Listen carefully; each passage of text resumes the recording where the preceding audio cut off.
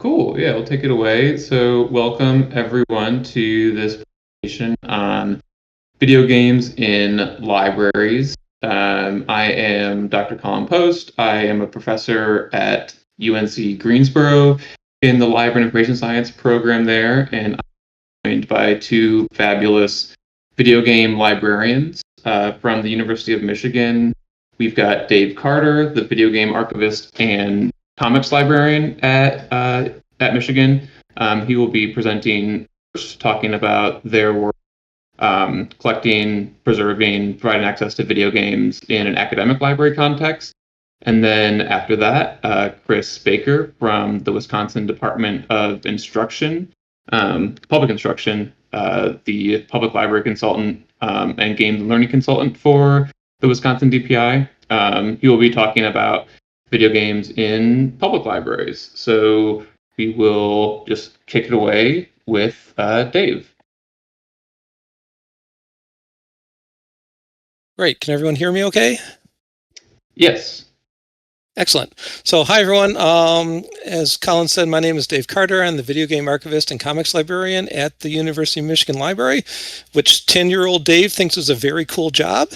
But that's just because 10-year-old Dave doesn't have to go to budget meetings and those sorts of fun things. But it's still fairly decent as a job goes. All right, next slide, please.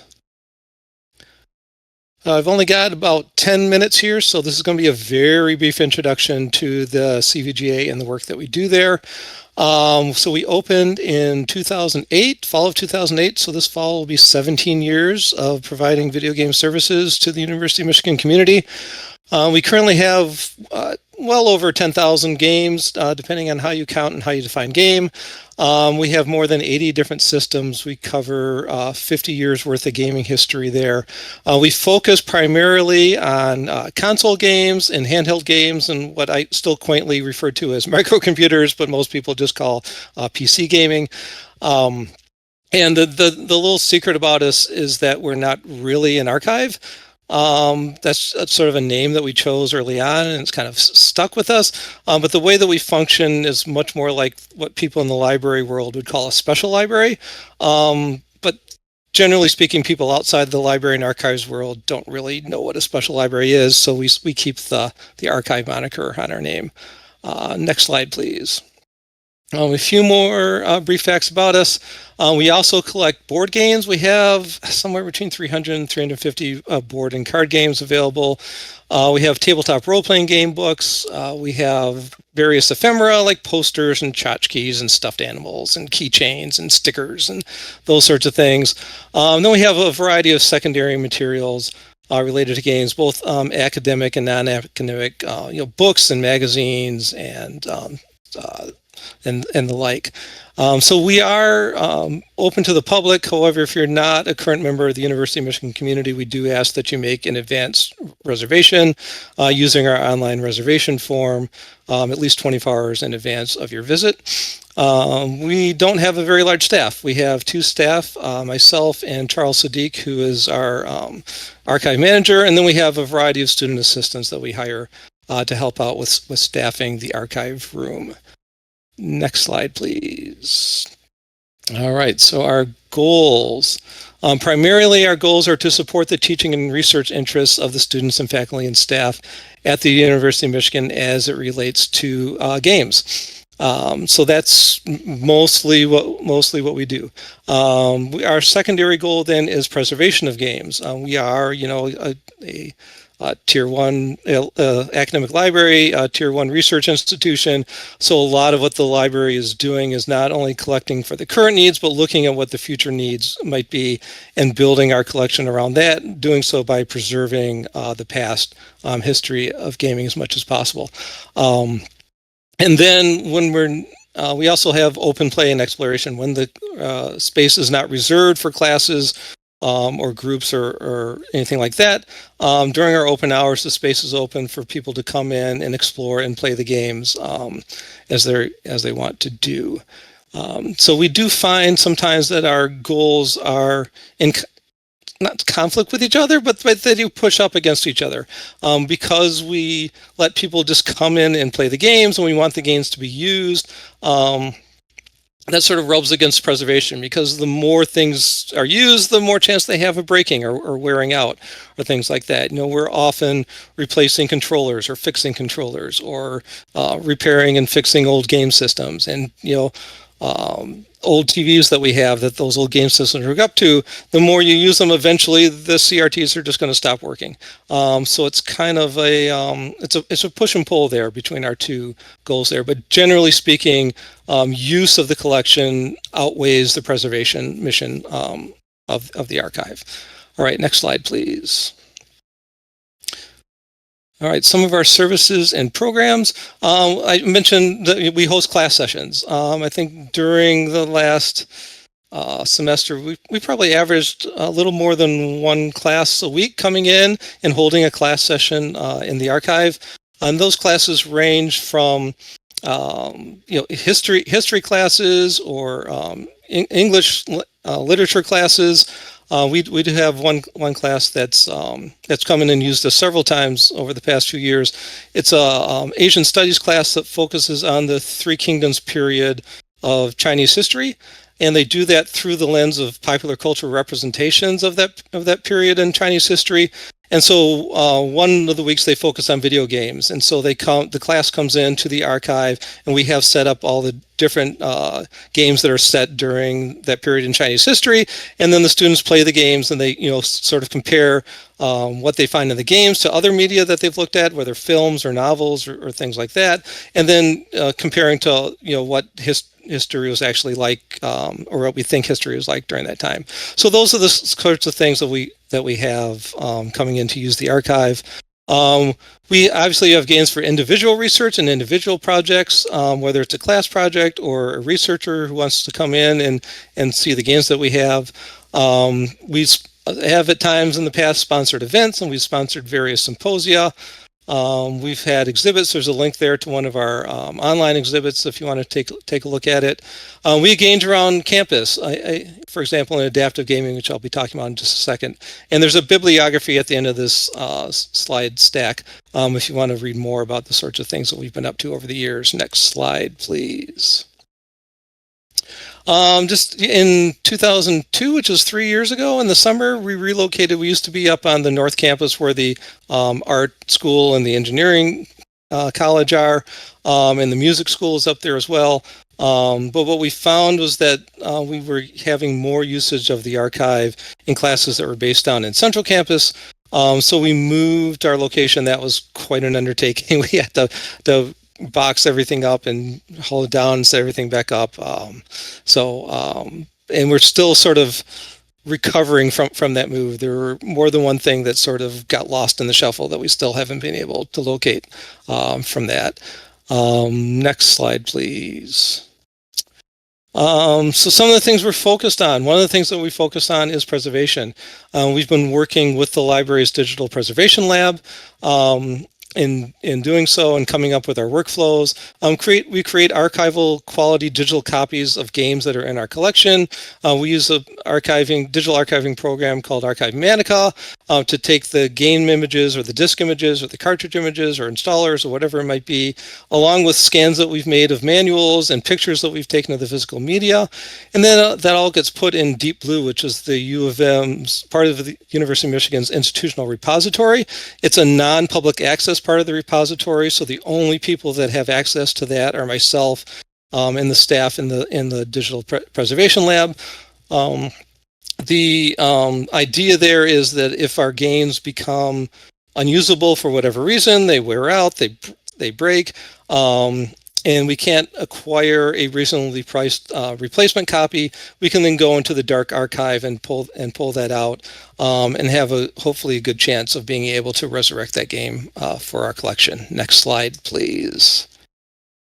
So we started with born digital games that don't have DRM on them. Those are the most straightforward things. We can just take the installers and put them in the archive. And then we started creating disk images of PC games on floppy disks, your 5 1/4 and your 3 1/2 inch floppy disks, those being the ones that were most in danger of losing those games due to age or whatever.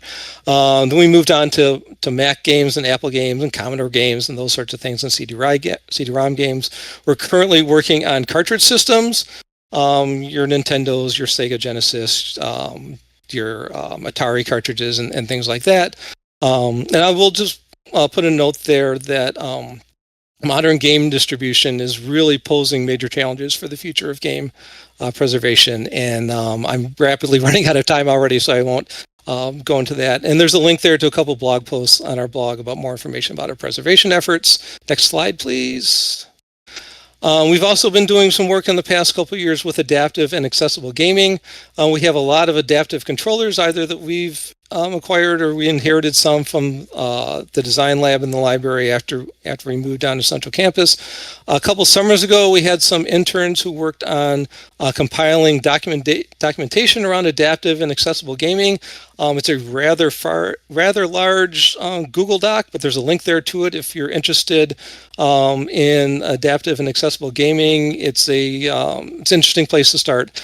And adaptive and accessible gaming is a really hard problem to scale. And again, I'm not going to go too much into that right now, but I'm happy to take questions about that at the end. Next slide, please. Yeah, right. So if you want to learn more about the CVGA, here's some links to our website and our blog. We have a games research guide, which was created specifically for the U of M academic community, but there's a lot of information in there that's also broadly applicable to the study of games. And our current social media presence is on Blue Sky. We're umcvga.bluesky.social if you want to look us up there. And I put a link to these slides back when we first got started. So if you want to follow the links on the slides, because nobody's going to remember those super long URLs, please go ahead and access the slides and do so. And then the end of this, I've got like 4 slides of bibliography here. The very first paper on there, that's probably the best academic introduction to the archive. And if you're going to look at one thing out of this bibliography, I'd recommend that first paper that myself and Kelly Wood wrote. And then a little further on down in that bibliography, I note that last month I recorded an appearance on the Video Game History Hour podcast, which should be going live sometime in the next week or two, I think.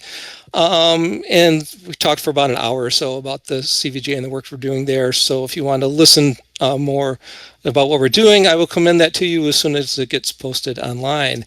And that's my time. So I am going to step away and turn it over.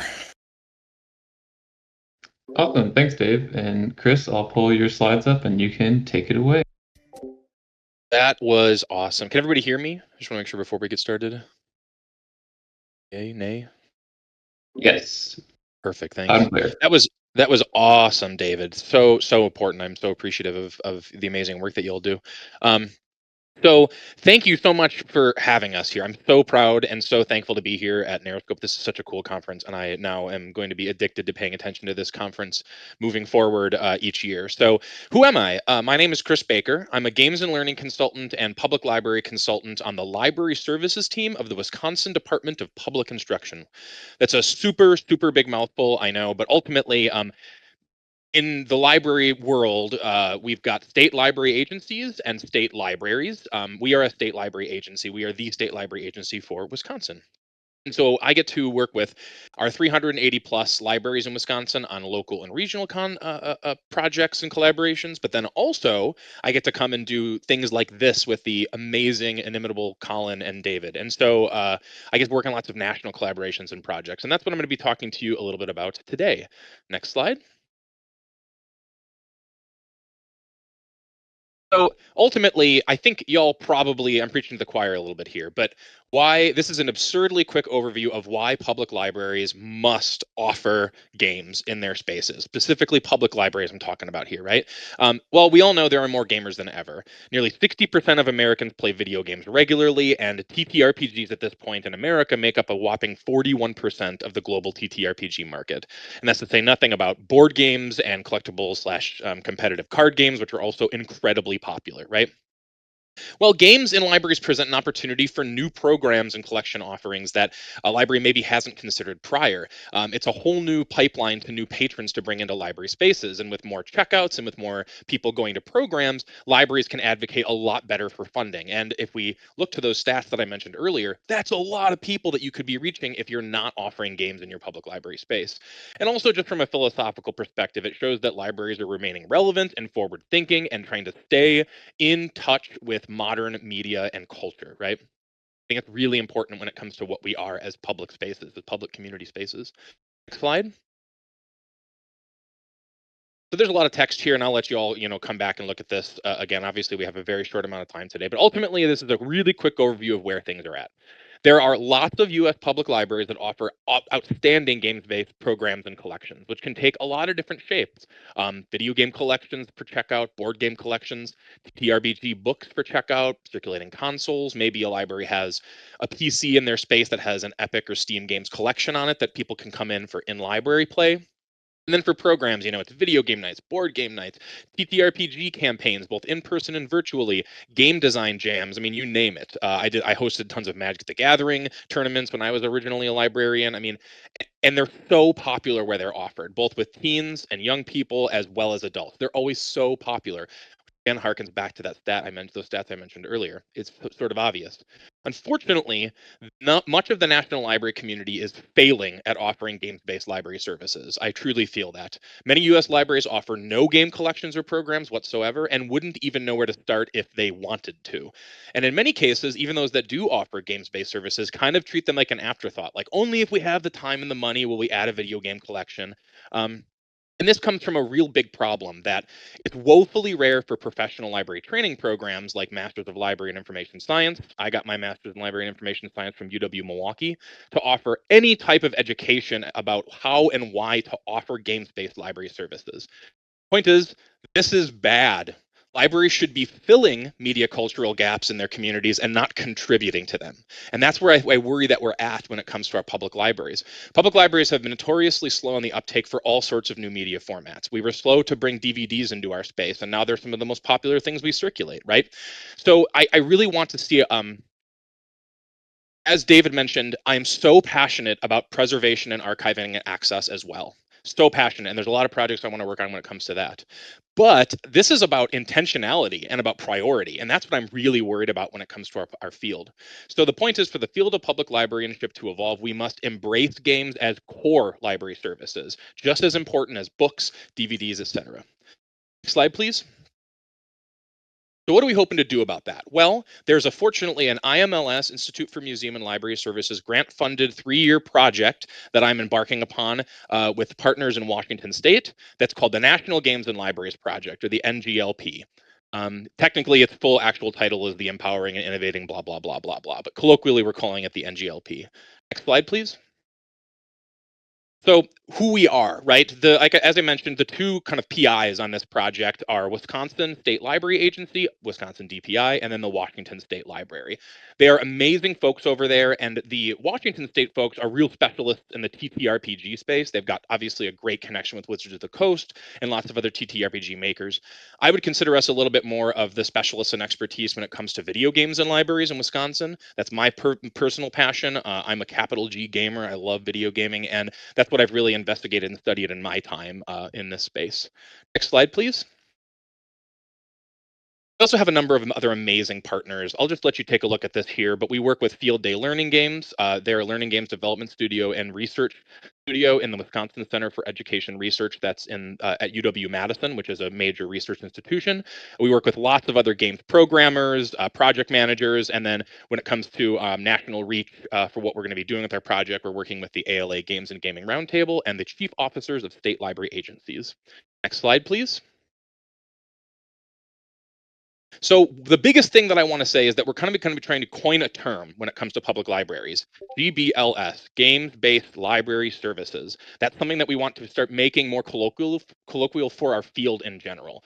It's a really nice encompassing term that can capture all sorts of stuff offered in libraries. Next slide, please. So what is the project itself? Mainly, it's going to be a 3-year, 3-phase project. In the first year, we're conducting robust nationwide research and doing a real rigorous literature review of past and current games-based library services. That will culminate in the development of a lit review paper and a real comprehensive research report. In phase 2, the second year, we're going to be scaling and practicing piloting different types of games-based library programs and collections both throughout Wisconsin and Washington State to understand how to develop best practices and how to develop a guide as to teaching, because of that gap in the professional library training, a guide as to teach new librarians how to do the best games-based library services. And then in phase 3, we're going to capture all of that and mix that all up into this really robust games-based library services digital toolkit that will be free, and any library of any scale, state library, regional library, consortia, individual public library, they'll all be able to access that eventually. Next slide, please. This is just a visualization of it if you're interested in kind of what it's going to be looking like year by year. I made this and I included this in our IMLS National Leadership Grant for Libraries proposal, where we got this $250,000 grant for these 3 years. Slide, please. And I just want to show, we already have hundreds and hundreds of amazing articles, papers, everything that's been submitted that we're going to be reviewing. Very, very recent stuff, including stuff that Colin has written. We'll be grabbing what David has written. And we're going to be really taking a look at this and trying to distill that into a comprehensive snapshot for our lit review. Next slide, please. And then the most thing I'm really excited about, to be honest with you, like most pumped about, is going to be the nationwide games-based library services surveying and report. That'll be a snapshot of how many libraries nationally, to the best of our ability, are offering games-based library services. What do they look like? How popular are they? And where are their needs for improvement? And we're going to try to use that information to work with game developers in the future. How many games are getting checkouts, to advocate for game developers to partner with libraries or and maybe offering their games in library spaces. So that's something I'm really excited about. Next slide, please. So ultimately, the 3 main deliverables for this, as I mentioned, is going to be at 2027, a games-based library services comprehensive literature review, a national games-based library services research report, and then that games-based library services online toolkit for libraries and hopefully professional library training programs to use. We want to create a body of scholarship and an academic approach to this so that we can teach future librarians to be experts at games-based library services. Next slide, please. I also have to say that this was made possible in part by the Institute for Museum and Library Services. As people know, things have been hell federally recently, and so we don't know if any of this funding will eventually get pulled. But if we are able to keep the money and keep doing this project, that'll be awesome. So thank you to the IMLS if we can keep the money. Next slide, please. And then there's a whole separate thing that outside of even this thing I'm talking about, priority and intentionality of games-based library services. Colin and I have talked before on this. We're really trying to work with people nationally and internationally in some cases. I've got some pretty close relationships with GOG and Amazon Luna and some other people like that too. We really want to make a digital borrowing solution for games in libraries. David mentioned earlier about archiving and preservation. As we're slowly getting more all digital for games, public libraries and academic libraries, we all need a solution to this. We need to work with developers. We need to work with all sorts of experts in this space to try to create some sort of borrowing solution for digital games. So if you want to work with us on that, you just want to be part of that conversation, please follow that QR code, fill out the form. And as we keep moving forward on this types of work, we want to talk with game developers and academics. And next slide, please. And that's that, I think. Thanks. So please email me if you have any questions, if you want to talk more about this. But that's my project for today, and I'm so thankful to be here. Thanks, everybody.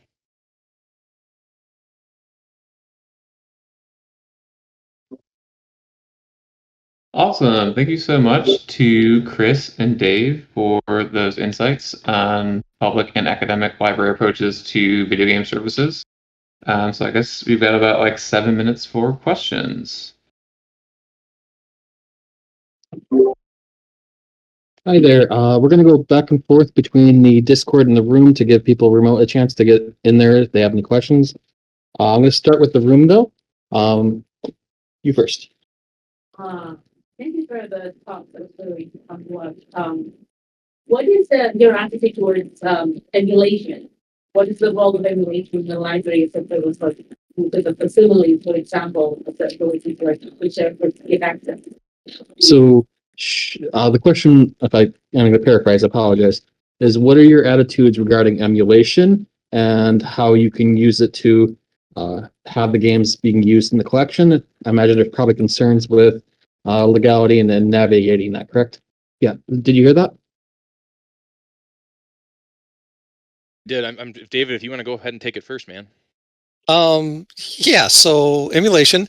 Our preference in the UMCVGA is emulation is kind of a last resort. We much prefer to have the original equipment, and to sort of give, so we're not only trying to preserve the games, we're trying to preserve the gaming experience for people. So whenever possible, we want the original cartridge and the original system on a era specific, appropriate display, old television and things like that.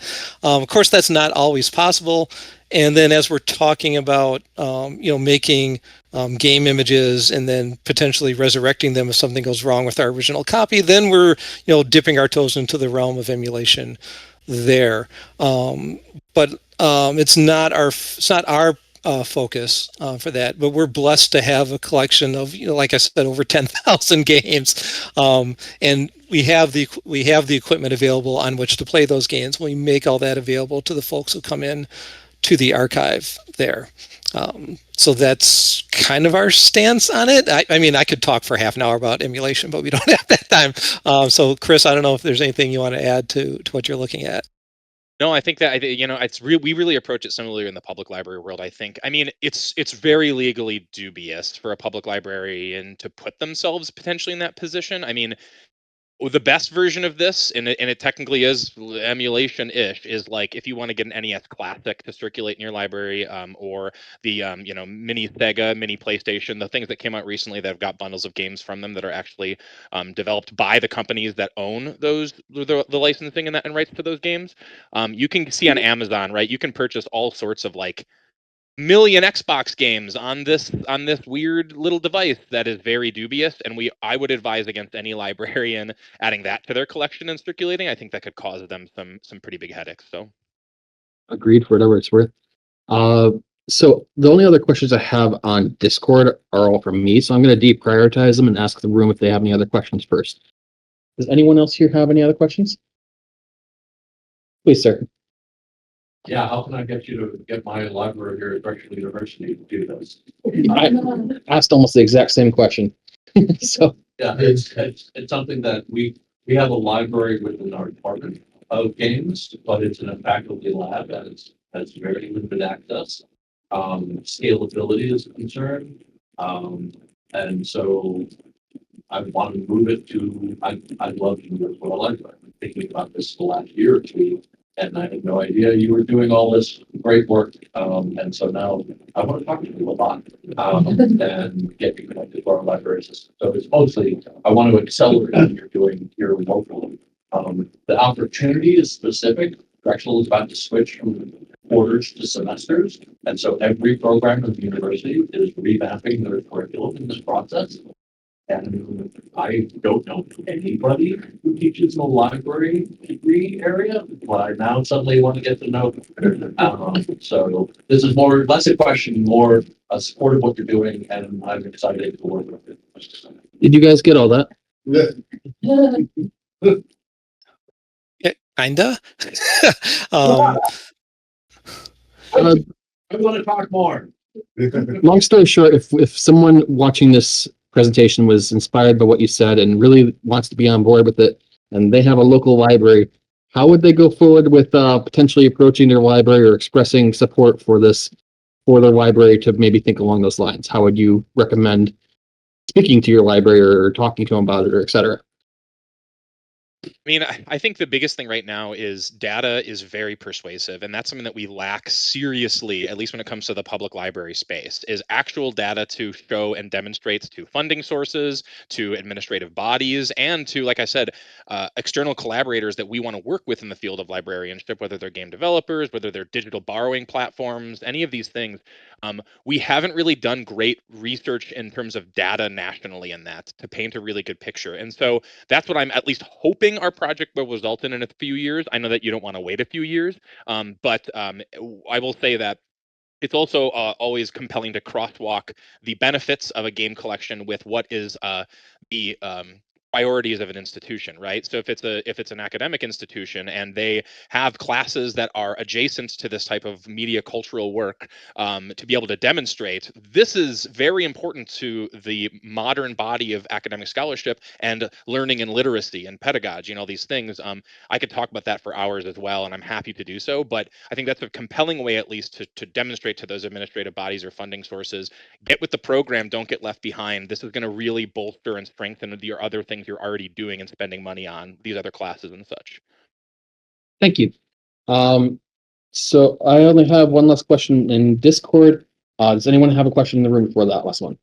Go ahead. Question for Dave Carter. How often, with your approach to authenticity with original hardware and displays, how often does that come into conflict with also making accessible controllers for people like? So I think the question was accessible controllers, and how does that go? How does that roll into our commitment to authenticity? So I mean, use of the collection and is sort of that's our primary thing. We want people to be able to use and play the games. So providing alternate ways of people to interface with the games, so that with adaptable controllers and things like that, is part of our mission in providing that. So that's why we've invested some amount of time into doing that. We've worked a little bit with the folks in Michigan Medicine, the U of M's medical campus, that do stuff with adaptive gaming for rehabilitation and things like that. And they've just watching what they do there, and they've been working at this longer than we have, really drove home how difficult a problem it is and how hard it can be for people who want to access these games to be able to do so. So as much as we can do to smooth that path as much as we possibly can in order to get people to get past that lump and get to be able to experience the games, that's what we want to be able to do. So yeah, access is key, and I'd much rather have somebody playing that game with an adaptable controller than trying to struggle using the original controller that it came with. So, thank you very much. So I'm going to ask one last question because we are starting to slide over time. But before I do that, I would like to remind everyone here and on remotely to feel free, if you have any additional questions, to plug it into that Discord chat that's linked to. I'm going to encourage the speakers to look at that Discord later, and if anybody has any follow-up questions, that would be the best way to have both the online and remote audience all be able to reach you. With that said, the last question is,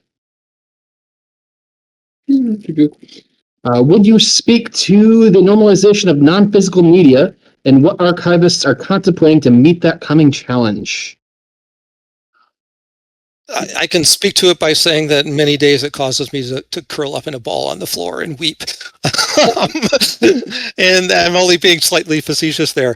It's a big problem that's going to be facing us. Today I can take a game that was published nearly 50 years ago, something for the Atari 2600, and if I've got the equipment, I can plug that game in and I can play that game. I very much doubt that 50 years from now you'll be able to do the same with a game that's being published today. There's so many barriers, and because you're even when you're quote unquote buying a physical copy of that game now, you stick that into your gaming system, and then it takes 30 minutes and actually downloads the actual game onto your system. And do you think that 50 years from now, Sony or Microsoft or whatever their successors are going to make that game available on some server for when you want to hook up your Switch to it? No, I bet you they won't. So preservation for I'd say games published in the last 5 years up to probably in the future is going to be a lot more difficult, and is going to have to involve the game publishers. It's not going to be like what we do now. We purchase secondhand or gets donated to us an Atari 2600 cartridge. We have that cartridge. We can stick that cartridge in and we can play it. And unless something goes bad with it, we can continue to play that for the next 50 years on there. But Fingers crossed that we can do that. But we at least stand a chance of being able to do that. And I don't see that with the primarily digital distribution of games that's happening now. So whenever possible, when we're purchasing digital download games, we want games without digital rights management on them. So that allows us, so I can still run a laptop with Windows 7 on it and still install an old game that was designed to run on Windows 7 on it. And we're rapidly running out of time, so I will not go into my usual rant about that. But yes, it's a problem, and I don't see any immediate solutions to that problem, unfortunately. Well, thank you for talking on it. We are over time, so I'm going to wrap things up here.